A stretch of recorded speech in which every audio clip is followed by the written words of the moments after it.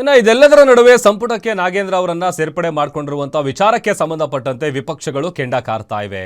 ನೂರಾರು ಕೋಟಿ ಲೂಟಿ ಹೊಡೆದ ವ್ಯಕ್ತಿಯನ್ನ ಸೇರಿಸಿಕೊಳ್ಳುವಂತ ಅಗತ್ಯ ಏನಿತ್ತು ಅಂತ ಪ್ರಶ್ನೆ ಮಾಡ್ತಾ ಇದ್ದಾವೆ. ನಾಗೇಂದ್ರ ಹೈಕಮಾಂಡ್ಗೂ ಬ್ಲಾಕ್ ಮೇಲ್ ಮಾಡಿದ್ದಾರೆ ಅನ್ನುವಂತ ಮಾಹಿತಿ ಇದೆ. ಸಂಪುಟಕ್ಕೆ ಸೇರಿಸಿಕೊಳ್ಳಿಲ್ಲ ಅಂತ ಅಂದ್ರೆ ಸತ್ಯ ಬಾಯಿ ಬಿಡೋದಾಗಿ ಬೆದರಿಕೆ ಹಾಕಿದ್ದಾರೆ.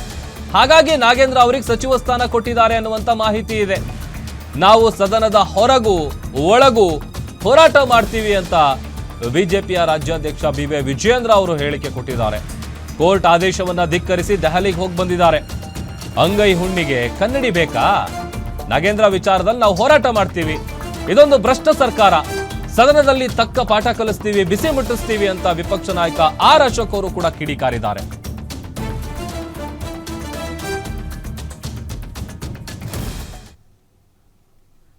ಮಾಜಿ ಸಚಿವನ ವಿರುದ್ಧ ಇಂಥ ಗಂಭೀರವಾಗಿರುವಂತಹ ಭ್ರಷ್ಟಾಚಾರ ಆರೋಪ ಇದ್ದಾಗ ಒಂದಲ್ಲ ಎರಡಲ್ಲ ನೂರಾರು ಕೋಟಿ ರೂಪಾಯಿಗಳನ್ನು ಪರಿಶಿಷ್ಟ ಪಂಗಡದ ಅಭಿವೃದ್ಧಿಗೆ ಆ ಮಕ್ಕಳಿಗೆ ಮೀಸಲಿಟ್ಟಿರ್ತಕ್ಕಂಥ ಹಣವನ್ನು ಲೂಟಿ ಹೊಡೆದಿರ್ತಕ್ಕಂಥ ವ್ಯಕ್ತಿಯನ್ನು ಮತ್ತೆ ಹೊತ್ತು ಕ್ಯಾಬಿನೆಟ್ಗೆ ಹ್ಯಾಕ್ ತೆಗೆದುಕೊಳ್ಳೋದಕ್ಕೆ ಸಾಧ್ಯ? ಮುಖ್ಯಮಂತ್ರಿಗಳಿಗೆ ಏನಂತ ಒತ್ತಡ ಇತ್ತು? ಮುಖ್ಯಮಂತ್ರಿಗಳ ಮೇಲೆ ಆಗಲಿ AICC ಮೇಲೆ ಆಗಲಿ ಅಂತ ಏನು ಒತ್ತಡ ಇತ್ತು?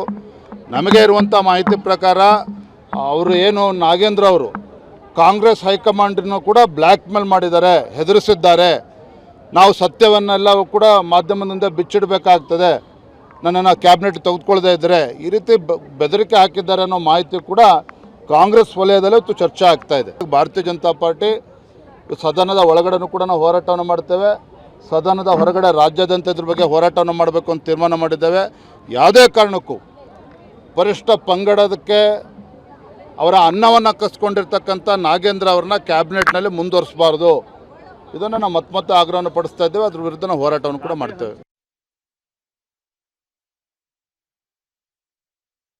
ಯಾವ ಮಾಜಿ ಸಚಿವನ ವಿರುದ್ಧ ಇಂಥ ಗಂಭೀರವಾಗಿರುವಂತಹ ಭ್ರಷ್ಟಾಚಾರ ಆರೋಪ ಇದ್ದಾಗ ಒಂದಲ್ಲ ಎರಡಲ್ಲ ನೂರಾರು ಕೋಟಿ ರೂಪಾಯಿಗಳನ್ನು ಪರಿಶಿಷ್ಟ ಪಂಗಡದ ಅಭಿವೃದ್ಧಿಗೆ ಆ ಮಕ್ಕಳಿಗೆ ಮೀಸಲಿಟ್ಟಿರ್ತಕ್ಕಂಥ ಹಣವನ್ನು ಲೂಟಿ ಹೊಡೆದಿರ್ತಕ್ಕಂಥ ವ್ಯಕ್ತಿಯನ್ನು ಮತ್ತೆ ಹೊತ್ತು ಕ್ಯಾಬಿನೆಟ್ಗೆ ಹ್ಯಾಕ್ ತೆಗೆದುಕೊಳ್ಳೋದಕ್ಕೆ ಸಾಧ್ಯ? ಮುಖ್ಯಮಂತ್ರಿಗಳಿಗೆ ಏನಂತ ಒತ್ತಡ? ಈ ಥರ ಕಳಂಕಿತ CBI ಕೇಸು ಮತ್ತು ಕೋರ್ಟ್ ಆದೇಶವನ್ನು ಉಲ್ಲಂಘನೆ ಮಾಡಿ ಡೆಲ್ಲಿ ಬೇರೆ ಬೇರೆ ಕಡೆ ಓಡಾಡಿರುವಂಥ ದಾಖಲೆಗಳು ಕೂಡ ಒಂದೊಂದೇ ಹೊರಗಡೆ ಬರ್ತಾ ಇದೆ. ಸೊ ಕೋರ್ಟ್ ಆದೇಶನೂ ಉಲ್ಲಂಘನೆ ಮಾಡಿ ಮತ್ತು 187 ಕೋಟಿ ಜನರ ಬಡವರ ದುಡ್ಡನ್ನು, STಗಳ ದುಡ್ಡನ್ನು, ದಲಿತರ ದುಡ್ಡನ್ನು ತಿಂದಿರುವಂಥವ್ರು, ದಲಿತರ ಅಮೌಂಟ್ ತಿಂದಿರುವಂಥವ್ರು ಯಾವುದೇ ಕಾರಣಕ್ಕೂ ಕ್ಯಾಬಿನೆಟ್ಟಲ್ಲಿ ಇರೋಕ್ಕೆ ಯೋಗ್ಯತೆ ಇರಲ್ಲ.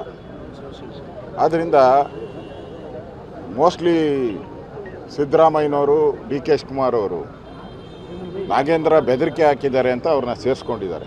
ಈಗ ಕಳಂಕಿತರನ್ನ ನೀವು ಕ್ಯಾಬಿನೆಟ್ಗೆ ತೊಗೊಂಡ್ರೆ ಎಲ್ಲರೂ ಕಳಂಕಿತ, ಇಡೀ ಕ್ಯಾಬಿನೆಟ್ಟೇ ಕಳಂಕಿತ ಆಗ್ತೈತೆ. ಎಲ್ಲ ಪೇಮೆಂಟ್ ಕೊಟ್ಟು ಬಂದಿರುವಂಥದ್ದು ಅಂತ ಜಗಜ್ಜಾಹೀರಾತ. ಆದ್ದರಿಂದ ಈ ನಾಗೇಂದ್ರ ವಿಚಾರ ಈಗಾಗಲೇ ಪಾರ್ಟಿಯಲ್ಲಿ ದೊಡ್ಡ ಮಟ್ಟದ ಚರ್ಚೆ ಆಗಿದೆ. ಈಗಾಗಲೇ ನಮ್ಮ ರಾಜ್ಯದ ಅಧ್ಯಕ್ಷರು ಕೂಡ ಅದ್ರ ಬಗ್ಗೆ ಹೇಳಿಕೆಯನ್ನು ಮಾಡಿದ್ದಾರೆ ಮತ್ತು ಇಡೀ ರಾಜ್ಯದಲ್ಲಿ ಇದ್ರ ಬಗ್ಗೆ ಹೋರಾಟ ಕೂಡ ನಡೀತಾ ಇದೆ, ದೊಡ್ಡ ಹೋರಾಟ ನಡೀತಾ ಇದೆ ಇಡೀ ರಾಜ್ಯದಲ್ಲಿ. ಆ ಹೋರಾಟ ಹೊರಗಡೆನೂ ಹೋರಾಟ ಆಗುತ್ತೆ, ಪಾರ್ಟಿ ವತಿಯಿಂದ